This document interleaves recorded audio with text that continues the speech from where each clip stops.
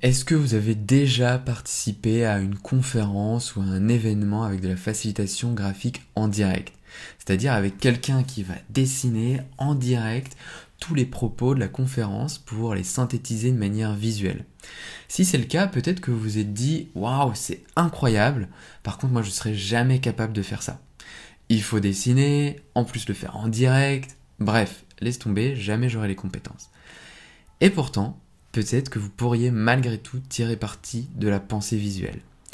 Cette vidéo, elle est là pour vous si jamais vous vous posez la question, la pensée visuelle est-elle à la portée de tout le monde?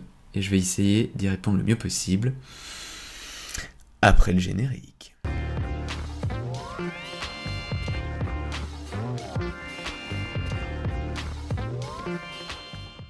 Alors, la pensée visuelle est-elle à la portée de tout le monde? C'est la question à laquelle je vais essayer de vous répondre du mieux que je peux aujourd'hui. En tout cas, donc merci à Sophie de Lyon de l'avoir posée. Et si jamais vous vous posez aussi des questions sur la pensée visuelle, la facilitation graphique et autres, eh bien n'hésitez pas à les marquer en commentaire. Et puis à l'avenir, j'essaierai de faire plus de vidéos comme ça dans lesquelles je réponds à vos questions. Donc merci à Sophie d'avoir posé la question du jour.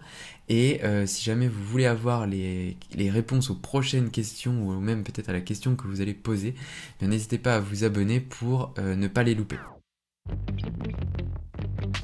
Alors, est-ce que vous allez pouvoir vous aussi synthétiser en direct, comme ça, des événements, des réunions ou autres avec des dessins de manière visuelle?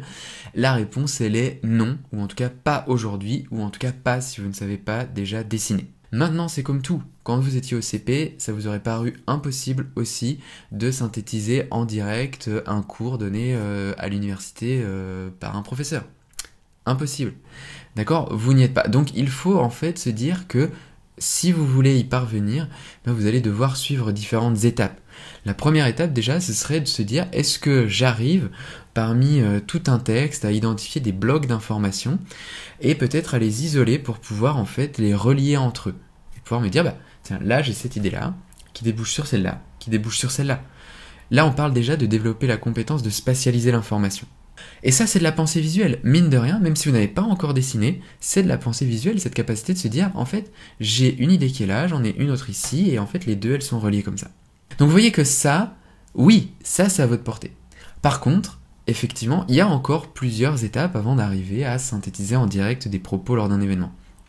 Et donc bah du coup, peut-être que après avoir déjà pris l'habitude de spatialiser l'information, vous allez chercher à vous dire ok, quel picto ou quelle illustration peut illustrer le mieux possible l'idée qu'il y a dans ce bloc de texte. Et là, vous voyez que vous commencez à combiner des textes avec des images. Et donc, on fait de la pensée visuelle quand on fait ça. C'est-à-dire que la pensée visuelle, ça va être une infographie, ça va être une bande dessinée, ça va être de la facilitation graphique, du sketchnoting, ça peut aussi être du mind mapping, d'accord? Si à vos mind maps, vous ajoutez des petites illustrations. Dans tous les cas, à partir du moment où vous commencez à faire ça, vous pouvez faire de la pensée visuelle. Donc, vous voyez que, en ce sens, la pensée visuelle, elle est à portée de tout le monde. Il s'agit juste finalement de se poser la question, est-ce que j'arrive à spatialiser mes idées et à leur associer une illustration? Et vous savez quoi, le mieux, c'est que même pour associer une illustration à un bloc de texte, vous n'avez même pas besoin de savoir dessiner.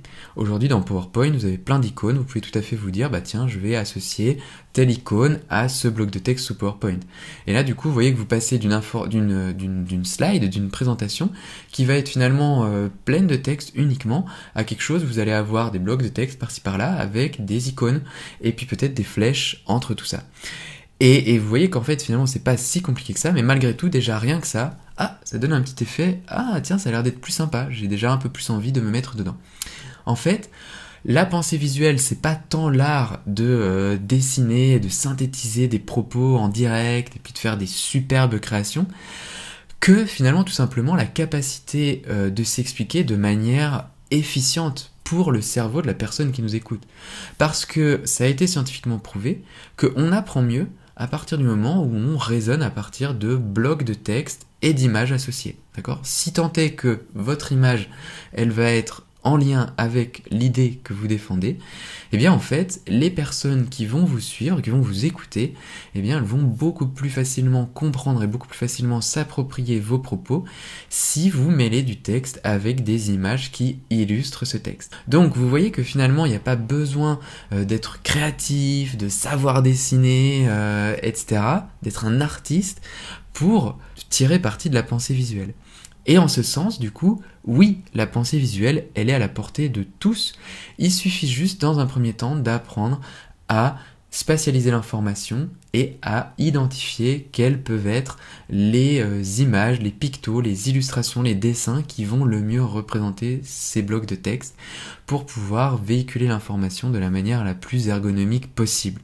Alors j'espère vous avoir convaincu que la pensée visuelle était effectivement à portée de tout le monde, ou en tout cas les bases de la pensée visuelle.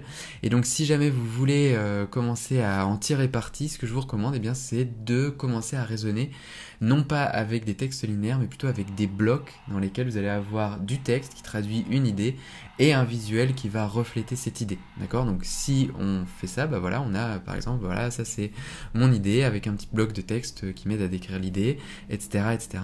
Et ensuite, eh bien, l'étape d'après, ça va être de voir quel lien est-ce que vous pouvez faire entre ces différents blocs pour faciliter la lecture et la compréhension des personnes qui vont vous écouter. Donc assez simple, pas besoin de savoir dessiner, vous voyez là j'ai pris des icônes PowerPoint et encore une fois ça marche très bien, vous faites déjà de la pensée visuelle si vous faites ça.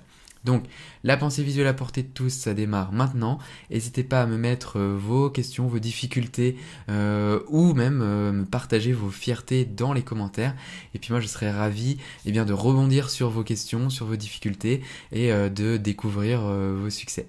Allez, à bientôt!